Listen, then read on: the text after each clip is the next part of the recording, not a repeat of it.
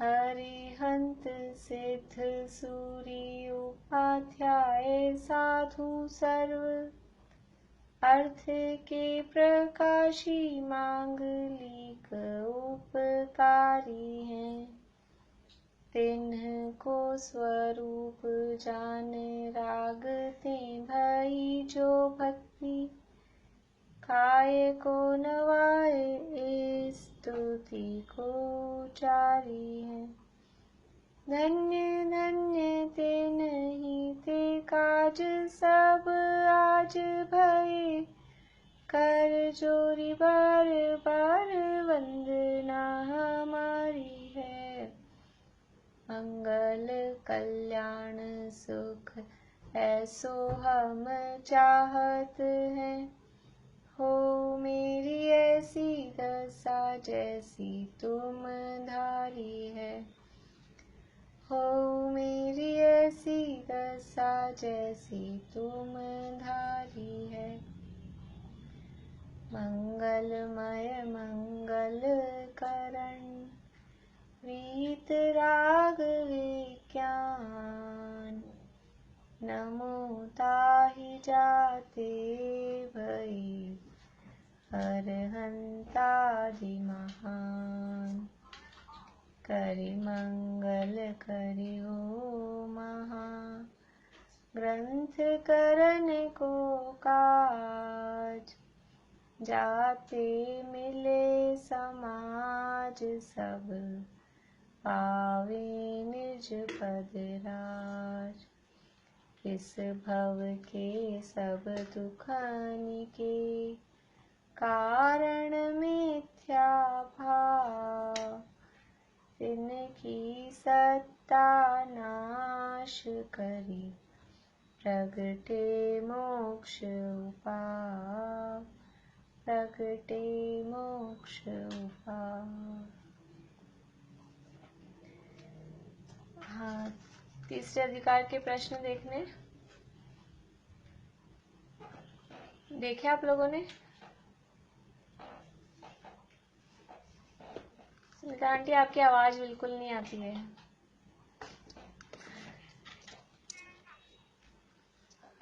अभी भी नहीं आ रही है, आपको कुछ करना पड़ेगा। वैसे आपकी आवाज धीरे है और फिर इसमें और नहीं आती है।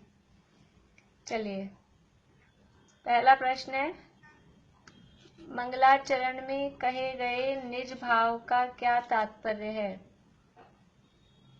हाँ, बोलिए पारुल।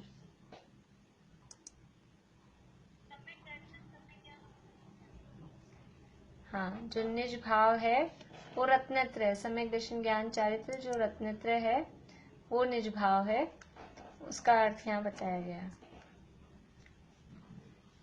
अपनो शब्द का अर्थ बताइए। अपनो कौन है? हाँ, निशा आंटी बोलिए।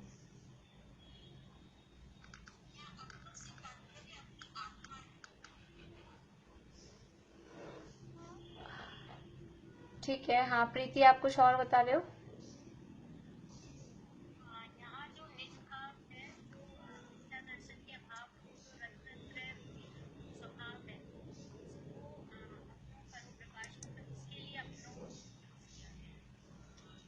हाँ, यानी यहाँ अपनो शब्द देखिए दो अर्थ में है। अपना शब्द एक तो अपने आप को प्रकाशित करता है, ये अपनो, और दूसरा है कि उस स्वभाव को, ये जो निज भाव कहा ना, उस स्वभाव को प्रकाशित करता है और वो निज भाव अपने आप को प्रकाशित करता है।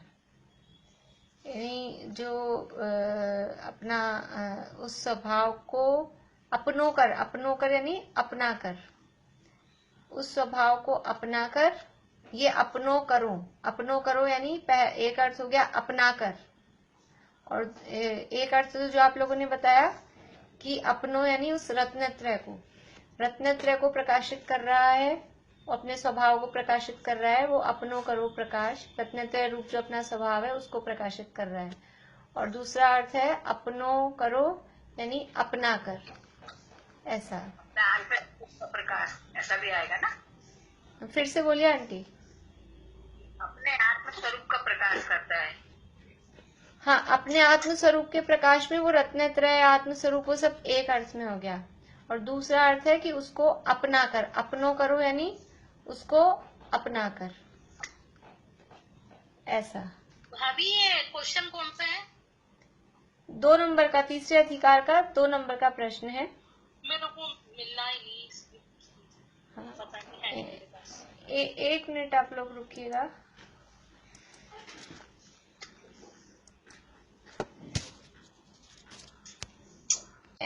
एक बात और पूछना चाहती हूँ कि जितने लोग अभी क्लास में हैं, 11 जने हैं, सबने देखे हैं या नहीं देखे हैं? प्रश्नों के आंसर सबने देखे हैं या नहीं देखे हैं? 4-5 लोग तो हैं वो रोज बराबर सब देखते हैं। बाकी लोग कहीं इस उसमें तो नहीं रहते कि हम डिस्कस कर लेंगे तो अपन आंसर टिक कर लेंगे। अगर ऐसा है, हाँ बोलिए भाभी। मैंने तीसरे अधिकार का नहीं देखा, बाकी तो मैंने किए हैं। ठीक है, ठीक है। आज तो अपन सॉल्व कर रहे हैं, कल से अपन ऐसा करेंगे अगर सब लोगों ने नहीं देखे होंगे, क्योंकि मैं सबका नाम लेके पूछूंगी। अगर सबने नहीं देखे होंगे तो फिर जिसने देखे हैं उसको, जिसमें कोई तकलीफ है वो अपन डिस्कस कर लेंगे। बाकी फिर क्योंकि इसका उद्देश्य है कि आप लोग रिवीजन कर लें। आज तो ठीक है, अभी 10 लक्षण हुए हैं तो चलेगा मामला, लेकिन फिर ऐसा नहीं कि फिर वो जो लोग मेहनत करते हैं बस उसी से काम चल जाता है सबका।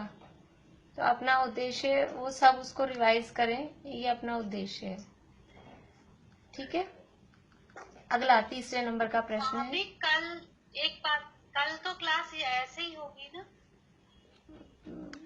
बताइए, मतलब कल को छुट्टी रखनी है? शाम को कुछ मंदिरों में तो कुछ कार्यक्रम है नहीं, मंदिर तो बंद है। अब घरों में काम हो तो बंद रखे, नहीं तो कोई दिक्कत नहीं है, अपने को तो रख ले मेरे हिसाब से। मुझे तो कोई प्रॉब्लम नहीं है। रख ले, रख लेते हैं, रख लेते हैं। मुझे नहीं लगता है कि वो शाम को जो हर साल होता है वो, क्योंकि भी मंदिर में कुछ नहीं है तो ऐसा शाम को कुछ ज्यादा ऐसा होगा। शाम के टाइम तो बिल्कुल भी नहीं लगता है। दिन में कोई आएगा जाएगा वो जरूर हो सकता है, जिससे भी वो भी कोई खास कोई होंगे तो। चलिए, क्या किसी द्रव्य की सत्ता का नाश हो सकता है? एक प्रश्न ये। इसी में फिर अगला कि यहाँ कहे गए सत्तानाश का शब्द का अर्थ बताइए। हाँ, पूर्णिमा आंटी बोलिए। सत्ता का नाश तो कभी हो ही नहीं सकता है, क्योंकि सत्य द्रव्य है। और यहाँ सत्ता नाश का शब्द है कि जीव से वो कर्मों का पृथक हो जाना। हाँ, यानी वो जो कर्म रूप थे, सत्तानाश का मतलब वो कर्म रूप जो अवस्था थी, वो कर्म रूप अवस्था नष्ट हो गई और जीव से सदा के लिए वो अलग हो जाएं, उसका नाम है तिनकी सत्तानाश करी। बढ़िया। अथ, अथ शब्द किसका सूचक है? अथ शब्द किसका सूचक है? हाँ, और सुनीता आंटी बोलिए।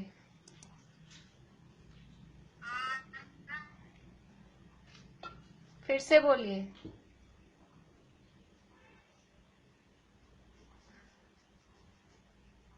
चलिए, आपकी तो नेटवर्क की प्रॉब्लम है, अटक गई है। और कोई बताएंगे बेला अभी? नहीं। रजनी जी? नेट स्लो चल रहा है, आवाज भी बहुत कम आ रही है। मेरा नेट स्लो चल रहा है? मेरा कम चल रहा है। हाँ हाँ, रजनी जी बोलिए। सबसे पहले अर्थ, ठीक है, अर्थ का अर्थ सबसे पहले। और हाँ, निशा आंटी बोलिए। आगे आगे कहते हैं। आगे नहीं। चलिए, और कोई बताएंगे? प्रारंभ। प्रारंभ, ठीक है। हाँ, बढ़िया। अनिता आंटी आप कुछ बता रहे हैं?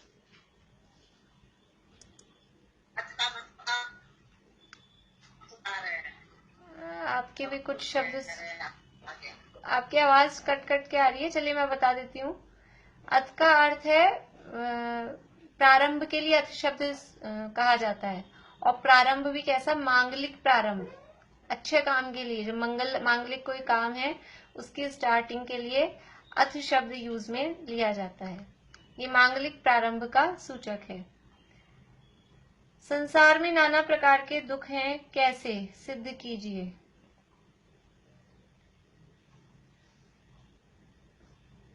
वही 2-3 लोग हैं, मुझे तो और कोई समझ में आ नहीं रहे हैं ज्यादा।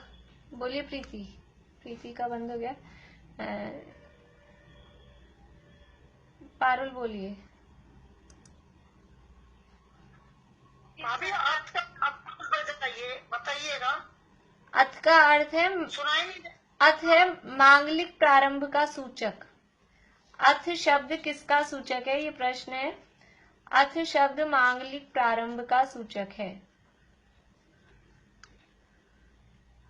हाँ, आगे वाला बोलिए। संसार अवस्था में नाना प्रकार के दुख है, क्योंकि यदि संसार अवस्था में भी सुख होता तो संसार से मुक्त होने का उपाय किस लिए करें। इस संसार में अनेक दुख है, इसलिए संसार से मुक्त होने का उपाय करें। हाँ, बढ़िया। यहाँ संसारी जीव को संसार से छूटने का उपाय करने की रुचि किस प्रकार कराते हैं। संसारी जीव को संसार से छूटने का उपाय करने की रुचि किस प्रकार कराते हैं। बोलिए बेला भाभी। पहले रोग का निदान कराते हैं और उसकी अवस्थाओं का वर्णन करते हैं, तो रोगी को रोग का निश्चय कराकर फिर उसका इलाज कराने की रुचि कराते हैं। आगे भी बोलना। हाँ, उसी प्रकार यहाँ संसार का निदान तथा उसकी अवस्था का वर्णन करके संसारी को संसार रोग का निश्चय करा के अब उसका उपाय करने की रुचि कराते हैं। हाँ, बढ़िया। संसारी जीव का दुख दूर क्यों नहीं होता। संसारी जीव का दुख दूर क्यों नहीं होता।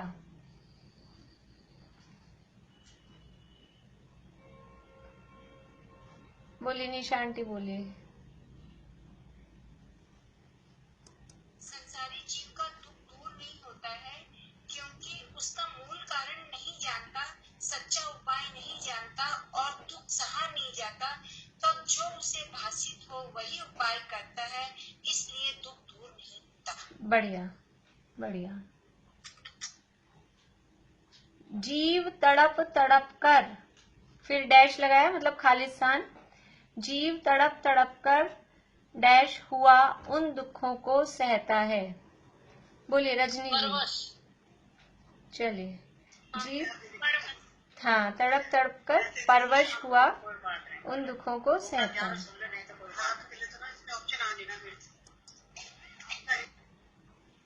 आवाज बहुत कट रही है, आवाज साफ नहीं आ रही। हाँ ठीक है, मैं म्यूट कर रही हूँ। मैं म्यूट कर रही हूँ सबको, कुछ लोग अनम्यूट ही। वो जब 2-3 लोग एक साथ अनम्यूट हो जाते हैं तो आवाज प्रॉपर नहीं आती है औरों को, तो वो सब 2-3 लोग बार बार में अनम्यूट हो जाते हैं। मैं वही करती रहती हूँ, म्यूट म्यूट म्यूट। तो आप लोग थोड़ा खुद ध्यान रखिए, बोलते ही फिर वापस से म्यूट हो जाइए। ज्योति जी रिकॉर्डिंग चालू है ना। हाँ। यहाँ संसार दुख का निरूपण क्यों कर रहे हैं। संसार दुख का निरूपण क्यों कर रहे हैं। बोलिए सुनीता आंटी, जोर से बोलिएगा थोड़ा।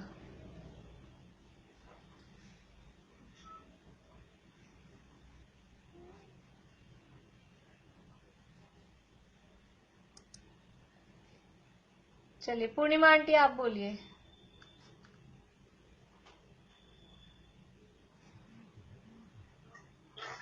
संसारी जीव संसार से दुखी हो रहा है, परंतु उसका मूल कारण नहीं जानता, सच्चा उपाय नहीं जानता और दुख भी सहा नहीं जाता, तब तो अपने को भासित हो वही उपाय करता है, इसलिए दुख दूर नहीं होता। नहीं, और आगे नहीं, यहाँ संसार दुख का निरूपण क्यों कर रहे हैं, तो इसमें आगे वाली बात तो आएगी ही आएगी। संसार दुख का निरूपण ये किया ना, परंतु मूल कारण नहीं जानता ना। हाँ, इसलिए ये तो है कि इसलिए दुख दूर नहीं होता, फिर अब यहाँ प्रश्न है कि संसार दुख का निरूपण क्यों कर रहे हैं, क्योंकि अब यहाँ उसे दुख का मूल कारण बतला रहे हैं, दुख का स्वरूप बता रहे हैं, उन उपायों को झूठा बता रहे हैं जिससे उसको सच्चा उपाय करने की रुचि हो। तो यहाँ संसार दुख का निरूपण क्यों कर रहे हैं कि जिससे जीव को सच्चा उपाय करने की रुचि हो, इसलिए ये वर्णन यहाँ करते हैं। बड़ा लेना है तो पूरा वो पूरी बात सारी आएगी, और बहुत शॉर्ट में अगर हमको कहना है तो जीव को ये सच्चा उपाय करने की रुचि हो, दुख दूर करने का जो सच्चा उपाय है उस उपाय को करने की रुचि हो, इसलिए यहाँ संसार दुख का निरूपण कर रहे हैं। नहीं तो वो सारी बातें ही आएगी, क्योंकि अभी तक जो उपाय करा जीव दुखी है और दुख दूर करने के उपाय सारे गलत कर रहा है, तो उसको यहाँ मूल कारण भी बता रहे हैं, दुख का स्वरूप भी बता रहे हैं, उपायों को झूठा भी बता रहे हैं, वो सारा वर्णन यहाँ कर रहे हैं, इसलिए संसार दुख का निरूपण कर रहे हैं। तीसरे अधिकार का नाम बताइए, या तीसरे अधिकार में क्या वर्णन है। वैसे सबसे पहला प्रश्न होना चाहिए, लेकिन समझ लीजिए अभी लास्ट नंबर पे है। तीसरे अधिकार का नाम या इसमें क्या वर्णन है। बोलिए मोना भाभी, कहाँ गई मोना भाभी? हाँ बोलिए मोना भाभी। संसार दुख और मोक्ष का निरूपण। हाँ, संसार दुख और मोक्ष सुख का निरूपण, ये तीसरे अधिकार का नाम भी है और यही इसमें वर्णन है। संसार दुख का और मोक्ष सुख का ही निरूपण, ये इसमें वर्णन है। चलिए, अभी ये जो सत्तानाश वाला वो था ना प्रश्न, हाँ उसमें वो नहीं आएगा कि ये भव के दुखों को जो निज भाव है वो उसकी सत्ता का नाश करता है, क्योंकि वो पर्याय स्वरूप है। हाँ, संसार के दुखों को, क्योंकि यहाँ संसार के दुख कर्म की तरफ से बता रहे हैं, इसलिए हमने वो कर्म वाली बात ली। बाकी वो संसार के जो भी दुख हैं वो दुख पूर्ण रूप से नष्ट हो जाते हैं, इसलिए वो जो दुख रूप पर्याय है उसकी सत्ता का नाश होता है। और जो दुख के कारण है वो कर्म अब अकर्म रूप यानी कार्मण वर्गणा रूप हो जाते हैं। वास्तव में किसी द्रव्य की सत्ता का नाश तो होता नहीं है, ये जो सत्ता नाश हो रहा है ये पर्याय का, और पर्याय तो नष्ट होती ही होती है। सत्ता नाश शब्द जो कहें उससे पहले जो प्रश्न है कि क्या किसी द्रव्य का सत्ता का नाश हो सकता है, तो द्रव्य की तो किसी भी द्रव्य की सत्ता का नाश नहीं होता है, पर्याय का नाश होता है। पर्याय तो एक समय की है और ये है दुख रूप है, ये अवस्था है, पर्याय है, इसलिए ये पर्याय दुख रूप अवस्था जड़ मूल से चली जाती है। और उसके कारण जो कर्म है, कर्म भी पुद्गल द्रव्य की एक अवस्था है, कार्मण वर्गणा भी वो पुद्गल की अवस्था है, और जो कर्म है वो भी उसकी एक अवस्था है। तो वो कर्म रूप अवस्था बदल के वापस से कार्मण वर्गणा रूप वो अवस्था हो जाती है। ये इस तरह से जो बदलाव है बस उसी का नाम सत्ता नाश है। वास्तव में द्रव्य की, मूल द्रव्य की सत्ता का नाश नहीं होता है, अवस्था बदलती है। चलिए, चौथा अधिकार।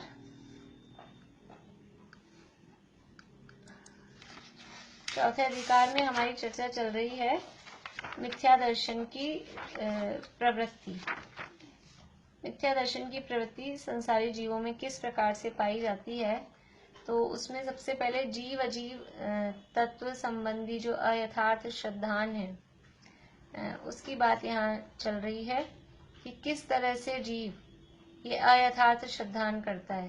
तो अनादिकाल से जीव जो ये कर्म के निमित्त से पर्याय प्राप्त हुई है, मनुष्य देव नार की तिर्यंच रूप अवस्था, इसमें ये मैं हूँ ऐसा मानता है, और फिर मैं हूँ ऐसा भी मानता है, और ये मेरी है, जो शरीर की अवस्था है, ये जो पर्याय है ये मेरी है, ऐसी एकत्व बुद्धि और ममत्व बुद्धि, ये दोनों प्रकार की मान्यता इसमें करता है।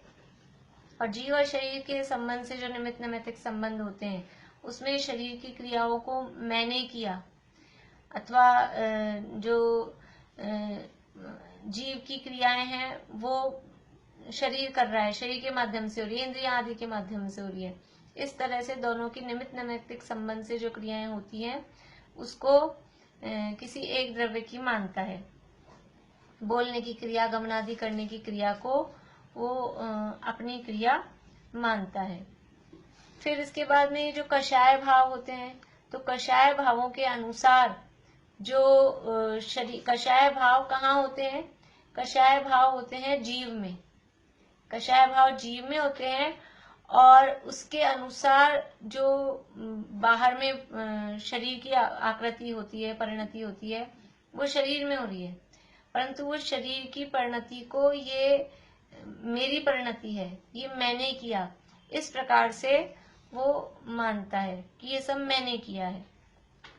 और शरीर में जो अवस्थाएं होती है, सर्दी, गर्मी, भूख, प्यास आदि, उन अवस्थाओं को भी अपनी अवस्था मानता है और उसके अनुसार सुख दुख मानता है। फिर शरीर के परमाणुओं में मिलना बिछुड़ना होता है।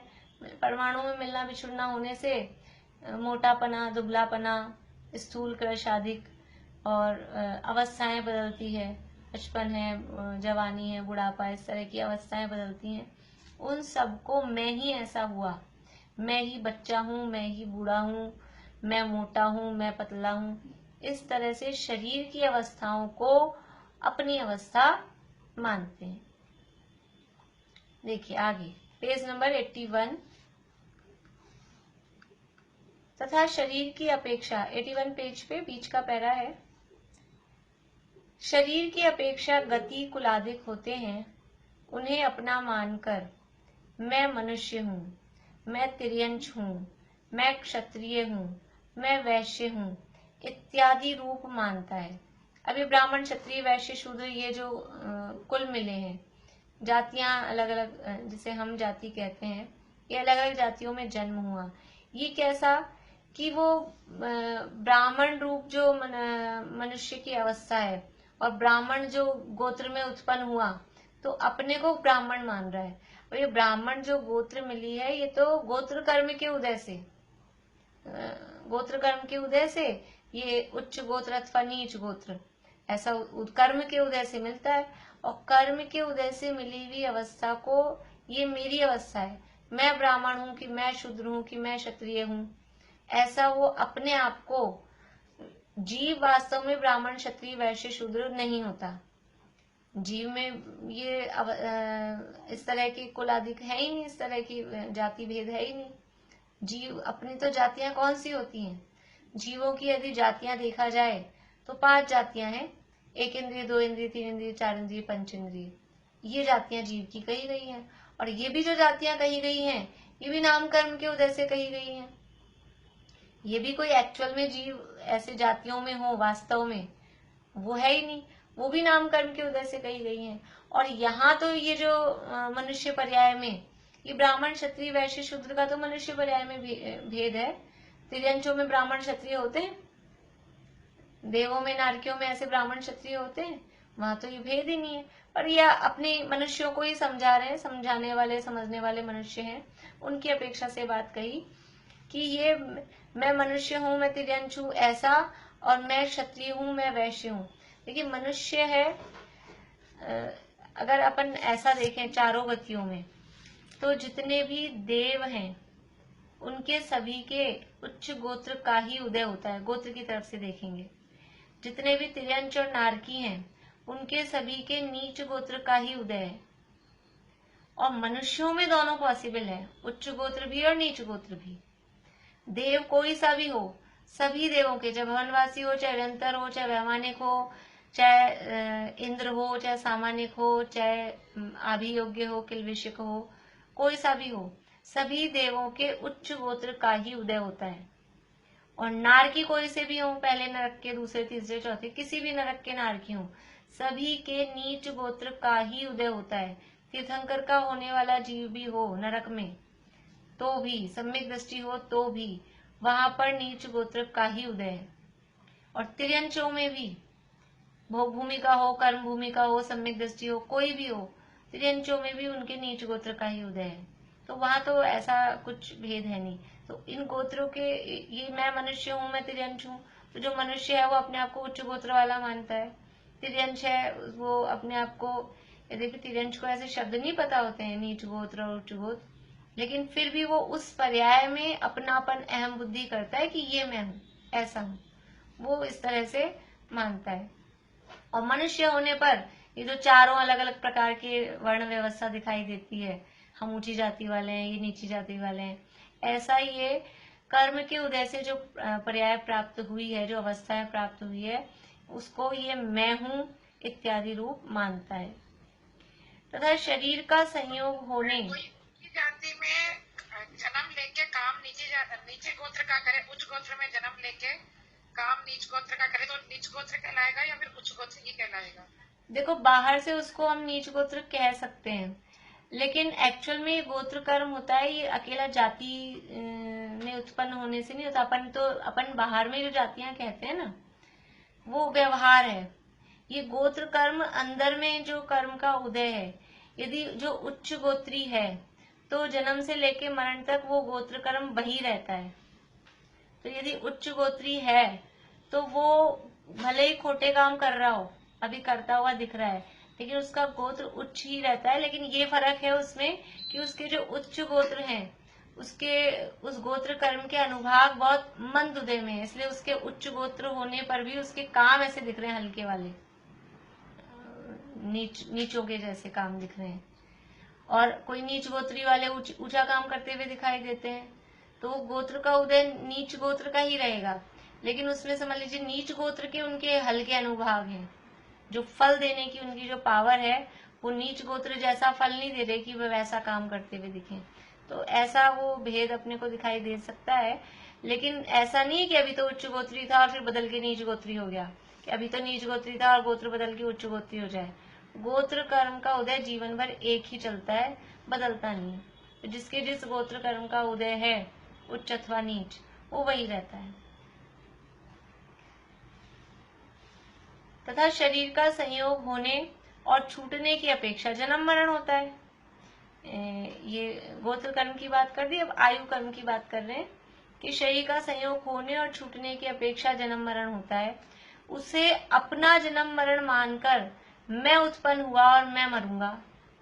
मैं उत्पन्न हुआ, मेरी बर्थडे आज, तो बर्थडे है तो कौन उत्पन्न हुआ कि मैं आज के दिन पैदा हुआ था, ये मैं उत्पन्न हुआ। और मरण दिन, अब खुद को तो मरण दिन नहीं होता, दूसरों का मरण दिन मनाते हैं कि ये मरण दिन है, इनकी पुण्यतिथि मनाते हैं। तो ये जो जन्म और मरण हो रहा है, ये आयु कर्म की अपेक्षा से, आयु कर्म शुरू हुआ एक आयु कर्म, तब से जन्म है, और वो आयु कर्म पूरा हुआ तब से मरण है। ये तो हम जो जन्मदिन मनाते हैं ना, बहुत स्थूल है। आयु कर्म की तरफ से भी मनाए तो आयु कर्म का उदय विग्रह गति में चालू हो जाता है, और जन्म देखा जाए तो जन्म भी विग्रह गति का 1, 2 या 3 जितना भी समय है, वो समय पूरा होते ही जन्म हो जाता है। हम तो ये जो बर्थडे मना रहे हैं, ये तो बिल्कुल है ही नहीं बर्थडे वास्तव में। ये तो हमारा बर्थ तो मनुष्यों की अपेक्षा से देखा जाए तो 9 महीने 9.25 महीने, और उसमें भी एग्जैक्ट किसको पता है। हम ऐसा देख के बाहर से कह देते हैं कि ये बच्चा 7 महीने में हो गया, ये बच्चा 9 महीने में हुआ, कोई 9.25 में होता है, कोई 8.25 में हो जाता है।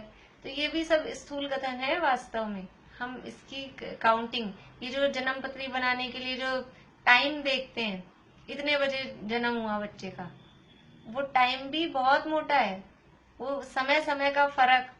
और जरा सा बहुत बार ऐसे होता है, डॉक्टर्स तो कुछ दूसरा टाइम लिख के देते हैं और अपने को आवाज आई बच्चे के रोने की, अपन बाहर खड़े हैं और अपने को आवाज आई, वो टाइम अपने को पहले सुनाई दे गई आवाज, और डॉक्टर ने जो टाइम लिख के दिया ना उसके सर्टिफिकेट में, वो टाइम कुछ बाद का ही होता है, 5 मिनट बाद का है। तो ये कौन सा टाइम माने, कैसा टाइम माने, ये सब बहुत स्थूल कथन है, मोटे मोटे कथन है, कुछ मानने योग्य भी नहीं।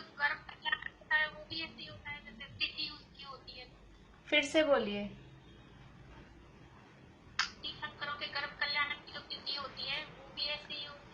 हाँ, उनके गर्भ कल्याण की तिथि बराबर एग्जैक्ट होती है, जिस समय गर्भ में आए हैं वही तिथि होती है। जब वहां से स्वर्ग से वो च्युत हुए, वहां उनका मरण हुआ, वो तिथि वो होती है, वो गर्भ में आने की। और उसके नक्षत्र वगैरह वो सब अपने पुराणों में लिखे हुए हैं, तो वो तो बराबर एग्जैक्ट टाइम है, क्योंकि वो दिव्य ध्वनि में आई हुई बात है। और दिव्य ध्वनि में तो पूछेंगे तो अपना भी मिल जाएगा, लेकिन महापुरुषों की बात आती है, अपन ऐसे कोई बड़े महापुरुष तो है नहीं, और अपन ऐसा पता करके कर भी क्या लेंगे, अभी तो अपने पास साक्षात केवली है भी नहीं। इसलिए वो तीर्थंकरों का जो आता है वो एकदम एग्जैक्ट होता है, वो बराबर होता है, बाकी अपना तो कुछ पता ही नहीं है। इसलिए ये शरीर के संयोग होने और छूटने की अपेक्षा से जन्म मरण होता है। हम मरण का भी कोई टाइम देखे तो वो मरण का भी अपन देखते ही रहते हैं, वो मरण कब का ही हो गया, और कोई आधा घंटे बाद पता लग रहा है, किसी को 1 घंटे बाद पता लग रहा है कि मरण हो गया है, पता ही नहीं चलता है। ये शरीर का संबंध संयोग होने और छूटने की अपेक्षा जन्म मरण होता है, उसे अपना जन्म मरण मानकर मैं उत्पन्न हुआ और मैं मरूंगा, ये मैं ही पैदा हुआ, मैं ही उत्पन्न हुआ, मैं मरूंगा, ऐसा मानता है। अब ये मान्यता साफ साफ हमको गलत दिखती है कि नहीं? पहली बात तो कि आत्मा अनादि निधन है, आत्मा का जन्म होता ही नहीं है, आत्मा मरता ही नहीं है। और ये जो शरीर उत्पन्न हुआ है, ये शरीर परद्रव्य है। शरीर की उत्पत्ति और नाश में अपनी उत्पत्ति और नाश मानना, तन उपजत अपनी उपज जान, तन नशत आपको नाश मान, ये क्या है? ये सब जीव अजीव तत्व संबंधी भूल है। जीव को शरीर माना, शरीर को जीव माना। शरीर उत्पन्न हुआ तो मैं उत्पन्न हुआ, शरीर को जीव मान लिया, और जीव को शरीर मान लिया कि मैं ही ये उत्पन्न हुआ हूं। तो दोनों ऐसी फंसी रहती हैं, दोनों जीव अजीव तत्व संबंधी भूल। जहाँ एक है वहां सातों तो होती है, पर जीव अजीव तत्व संबंधी तो बिल्कुल ऐसे एक में मिक्स हुई भी रहती है। अब ये जीव ऐसा क्यों मान रहा है कि मैं उत्पन्न हुआ, मैं मरूंगा? क्योंकि वो शरीर का संयोग हो रहा है ना, शरीर का संयोग और छूटने की अपेक्षा से जन्म मरण दिखता है। और चूंकि ये जीव शरीर को ही मैं हूं, ये शरीर मैं हूं, ऐसा वो पहले ही बता के आए हैं। शरीर को मैं मान रहा हूं, इसलिए शरीर उत्पन्न हुआ तो मेरा जन्म हुआ, शरीर छूटा तो मैं मर गया, ऐसा ये इसलिए मानता है। तथा शरीर ही की अपेक्षा अन्य वस्तुओं से नाता मानता है। अभी तक तो बात करी शरीर के संबंध में, जीव अजीव तत्व संबंधी अयथार्थ सिद्धांत चल रहा है। तो आप देखिए ये एक और ये आधा से भी थोड़ा ज्यादा पेज, इतना तो लिखा है शरीर, शरीर के बारे में केवल, क्योंकि सबसे ज्यादा जो मिथ्यात्व पड़ा हुआ है ये शरीर के संबंध में, ये जो भूल पड़ी हुई है ये शरीर के संबंध में है। अजीव तत्व का मतलब क्या? अजीव तत्व का मतलब है ये शरीर हमारे लिए अजीव तत्व है। अब आगे बता रहे हैं कि अन्य वस्तुएं, तो वो शरीर ही की अपेक्षा अन्य वस्तुओं से नाता मानता है। हमारा अजीव तत्व कितना है कि मेन तो है, मुख्य तो है ये शरीर, और फिर शरीर से संबंधित जिनमें अपना थोड़ा सा अपनापन है, वो बात यहाँ बता रहे हैं। जिनके द्वारा शरीर की उत्पत्ति हुई उन्हें अपने माता पिता मानता है। कौन माता और कौन पिता? कि ये शरीर मैं हूं, इसलिए शरीर को जो उत्पन्न करे वो माता पिता। तो शरीर से ही तो उनसे कनेक्शन हुआ। अगर शरीर मैं हूं ऐसा नहीं माने, और शरीर उत्पन्न हुआ तो मेरा जन्म हुआ ऐसा नहीं माने, तो शरीर को उत्पन्न करने वाले वो मेरे माता पिता, ऐसी मान्यता ही नहीं रहेगी, क्योंकि मेरा जन्म होता ही नहीं, मेरे को उत्पन्न करने वाला कौन? ये तो उत्पत्ति तो हो रही शरीर की, मेरी उत्पत्ति कहाँ होती है? मैं तो अनादि से हूं, अनंत काल तक रहने वाला हूं। तो शरीर की उत्पत्ति जिनसे हुई उन्हें अपने माता पिता मानता है। जो शरीर को रमण कराए उसे अपनी रमणी मानता है। रमणी मतलब पत्नी, जो इस शरीर को भोग विलास में लगाए, कुछ तत्संबंधी आनंद प्रदान करे, रमण कराए, वो उसको रमणी मानता है, अपनी स्त्री मानता है। जो शरीर से उत्पन्न हुआ उसे अपना पुत्र मानता है। अभी ऐसी परिभाषा, माता पिता किसे कहते हैं और पुत्र किसे कहते हैं, ये ऐसी परिभाषा प्रवचन सार में, जो चरणानुयोग सूचक चूलिका है, प्रवचन सार में लास्ट का चैप्टर है, 3 मुख्य अधिकार हैं उसमें, कुंकुद आचार्य का ग्रंथ है, उसमें चरणानुयोग सूचक चूलिका है। वहां पर जीव दीक्षा लेने के लिए जा रहे हैं, तो दीक्षा लेने के लिए जाते हुए अपने माता पिता को, पुत्र को, पत्नी को क्या संबोधन करता है कि हे इस आत्मा के शरीर के जनक, उत्पन्न करने वाले, वो माता पिता के लिए, हे इस शरीर को, इस आत्मा के शरीर को रमण कराने वाली पत्नी, हे इस आत्मा के शरीर से उत्पन्न हुए वो पुत्र आदि, ऐसे शब्द वहां दिए। वहां से समझ लीजिए उस तरह की ये भाषा दी है कि जिनके द्वारा शरीर की उत्पत्ति हुई वो माता पिता, और जिनसे जो शरीर से जो उत्पन्न हुए वो पुत्र हैं। तो जो शरीर से उत्पन्न हुआ उसे अपना पुत्र मानता है। जो शरीर को उपकारी हो उसे मित्र मानता है। कौन मित्र? आत्मा का भला करने वाला मित्र। वो तो थोड़ा कोई स्वाध्याय करने वाले हों, समझ लीजिए तत्व ज्ञान थोड़ी हो, तो वो सच्चा मित्र कौन है कि जो धर्म मार्ग में लगाए, व्यवहार से भी जिसे कहते हैं, हित का उपदेश दे, वो सच्चा मित्र है। परंतु ये मिथ्यादृष्टि जीव क्या मान रहा है? हम क्या मान रहे हैं कि जो हमारे शरीर की भलाई में सहायता दे, शरीर अपना बराबर चले, और शरीर जिनसे समझ लीजिए अकेला शरीर की भलाई नहीं, और शरीर की भलाई में जो और साधन होते हैं, धन आदिक, मकान आदिक, जो भी, तो उनको समझ लीजिए जोड़ने में जो हमारा हित करे, जो हमारे को साथ दे, वो सब अपने कहलाते हैं मित्र। कि जो शरीर को उपकारी हो उसे मित्र मानता है, जो शरीर का बुरा करे उसे शत्रु मानता है। तो शरीर का तो बुरा नहीं कर रहा कोई व्यक्ति, लेकिन हमारी गाड़ी खराब कर दी, गाड़ी पे शीशे पे पत्थर डाल दिया, पत्थर फेंक दिया, गाड़ी का कांच तोड़ दिया, तो शरीर का बुरा तो नहीं कर रहा, लेकिन वो गाड़ी इस शरीर को घुमाने फिराने में काम आती है, और शरीर से उस गाड़ी का संबंध है, और उस गाड़ी को मेरी ऐसा मानते हैं, इसलिए उस गाड़ी को नुकसान पहुंचाने वाला भी वो शत्रु। तो जिनको हम अपना मानते हैं उनको नुकसान पहुंचाने वाले को शत्रु मानता है, और जिनको अपना मानते हैं उसको बनाए रखने में, उसकी भलाई करने में जो सहायता करता है उसको मित्र मानते हैं। यानी घूम फिर के संबंध किससे आ रहा है? ये शरीर से रिलेटेड जो चीजें हैं उस संबंध में अपने आप को शत्रु मित्र अपने मानता है। शरीर ही की अपेक्षा अन्य वस्तुओं से नाता मानता है। जिनके द्वारा शरीर की उत्पत्ति हुई उन्हें अपने माता पिता मानता है।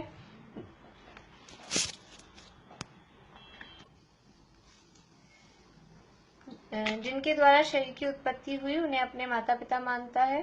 जो शरीर को रमण कराए उसे अपनी रमणी मानता है। जो शरीर से उत्पन्न हुआ उसे अपना पुत्र मानता है। जो शरीर को उपकारी हो उसे मित्र मानता है। जो शरीर का बुरा करे उसे शत्रु मानता है, इत्यादि रूप मान्यता होती है। अब और लगा लेना, भाई कौन, वैसे तो सब ले ही लिए, मित्र में आ गए, बंधु वर्ग में आ गए, कौन भाई कौन बहन, और जो भी बुआ कौन, फूफा कौन, चाचा कौन, चाची कौन, मामा कौन, ये सब शरीर से संबंध है।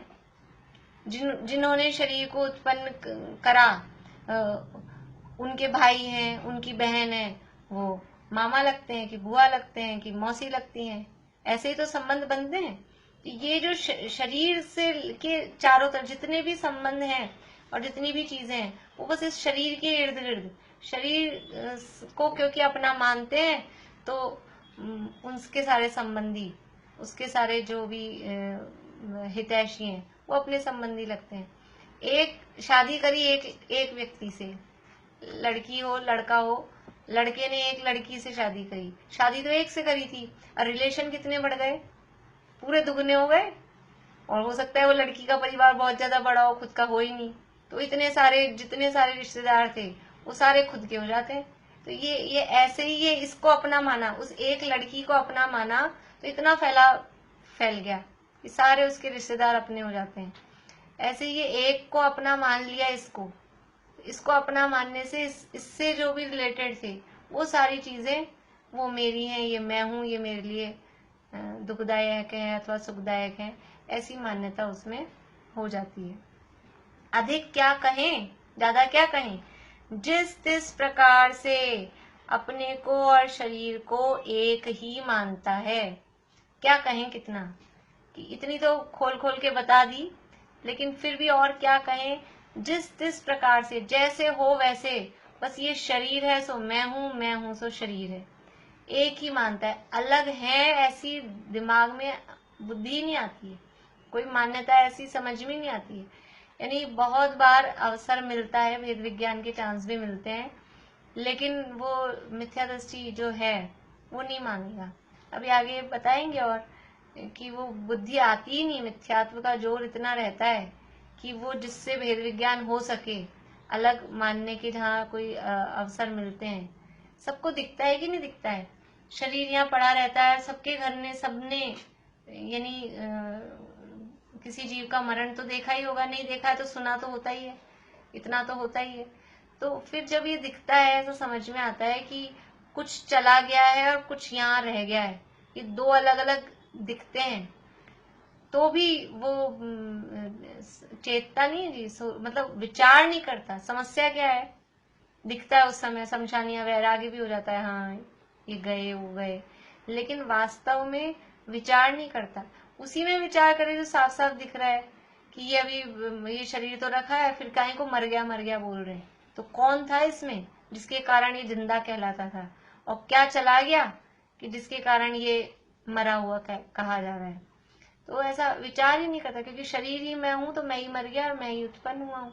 और वो जो गया ना वो कोई और है, जो निकल के चला जाता है ना शरीर में से, वो कोई और होगा, वो पर पदार्थ होगा, अपन तो यही है।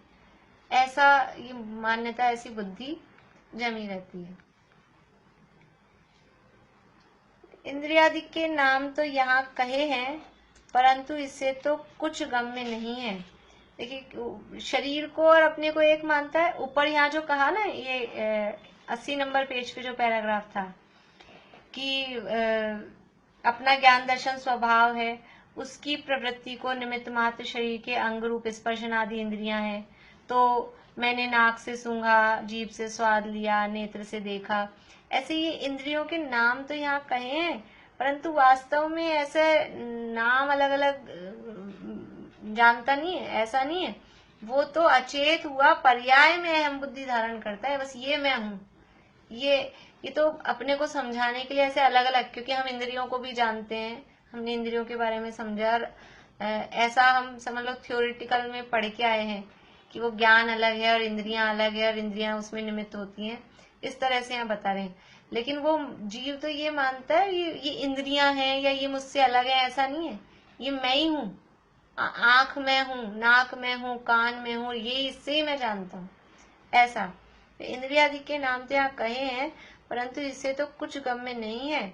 अचेत हुआ पर्याय में अहम बुद्धि धारण करता है। जो पर्याय मिली इसमें अहम बुद्धि, ये मैं हूँ, ऐसा। अचेत हुआ, अचेत मतलब कुछ सावधानी नहीं है, बेहोश हो रखा है, होश नहीं है कि मैं क्या हूँ, ये क्या है, मैं किसको अपना मान रहा हूँ। बेहोशी में कुछ भी बोलता है, कुछ भी मानता है, ऐसा ये बेहोश, मिथ्या दृष्टि मतलब बेहोश है। क्योंकि वो मोह की मदिरा, मोह महामद पियो अनादि, तो मोह की मदिरा, उसका नशा इतना चढ़ा हुआ है कि वो शराबी व्यक्ति को, जिसने नशा किया हो, उसको पता ही नहीं होता मैं कौन हूँ और कौन है, ये किसका घर है। दूसरे घर को अपना घर मानता है और अपना नाम खुद भूल जाता है, कुछ उसको होश नहीं है। ऐसा ये अचेत हुआ पर्याय में अहम बुद्धि धारण करता है। उसका कारण क्या है वह बतलाते हैं। अब इसके कारण की चर्चा है, आगे 2-3-4 पॉइंट हैं, वो कारणों की चर्चा अपन कल करेंगे। विषय फिर अभी अधूरा सा बीच में रहेगा, नहीं तो कल ये चर्चा पूरी कल करेंगे। किसी को कुछ पूछना है? हाँ बोलिए मनोरमा आंटी। आपने क्या अर्थ बताया? अथ है वो मांगलिक प्रारंभ का सूचक है। मांगलिक, अच्छा, शुभ, शुभ बोलते। अथ शब्द है, वो किसी चीज की स्टार्टिंग में अथ बोलते हैं, और वो स्टार्टिंग भी कोई अच्छे काम की, शुभ, इसलिए मांगलिक प्रारंभ का सूचक है। सम्यक प्रकृति और सम्यक मोहनीय एक ही चीज है? नहीं, सम्यक मोहनीय तो मिश्र प्रकृति है, और सम्यक प्रकृति नहीं, सम्यक मोहनीय सम्यक, ठीक है, सम्यक मिथ्यात्व है वो, सम्यक मोहनीय को सम्यक प्रकृति कहेंगे, ठीक है। सम्यक प्रकृति और सम्यक मोहनीय एक ही बात है, और वो सम्यक मिथ्यात्व है, वो मिश्र है, ठीक है। और किसी को कुछ पूछना है?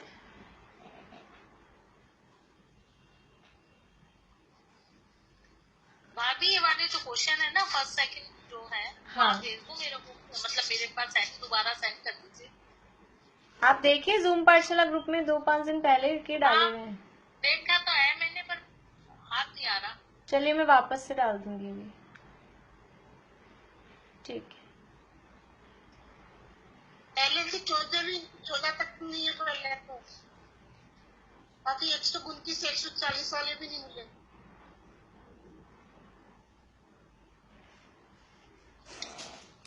देखिए मैं वो ग्रुप